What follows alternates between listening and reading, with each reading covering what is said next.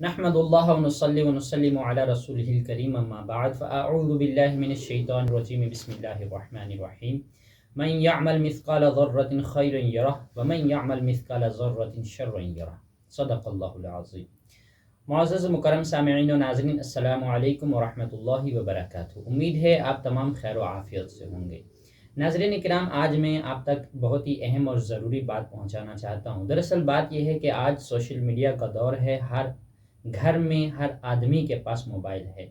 دیکھا یہ جاتا ہے کہ موبائل میں جتنے بھی ایپس ہیں، مثلا واٹس ایپ، یوٹیوب، فیس بک، انسٹاگرام، ان تمام تر میں جو واٹس ایپ میں سٹیٹس ہو کر باقی دیگر میں شارٹ اسٹوریز ہیں، ان میں زیادہ تر مواد ایسا ہوتا ہے کہ ان میں گناہ ہی گناہ ہے، اور ہم چونکہ مسلمان ہیں تو ہمیں یہ سوچنا چاہیے کہ ہمیں ان چیزوں کو بیسیکلی مین جو چیز ہے لگانا، دیکھنا تو گناہ ہے ہی، لیکن لگانے پہ ڈبل گناہ ہے کہ ایک تو لگانا گناہ اور دوسرا جو اس کو دیکھے گا اس کا بھی گناہ ہمارے ذمہ ہوگا۔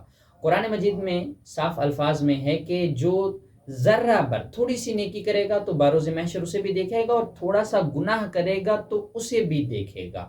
آج اب دیکھیے ہمارے کتنے نوجوان ساتھی جو فیس بک پہ شارٹ ویڈیوز ڈالتے تھے گانے وغیرہ کی، آج وہ اس دنیا فانی سے چلے گئے ہیں۔ کیا ہے یہ زندگی 2 دن کی ہے، لہٰذا آپ لوگ بھی ان چیزوں سے بچیے، اور جہاں تک آپ سے ہو سکے اپنے ساتھیوں کو بھی اس سے دور رکھیے۔ وما علینا الا البلاغ۔ السلام علیکم ورحمۃ اللہ وبرکاتہ۔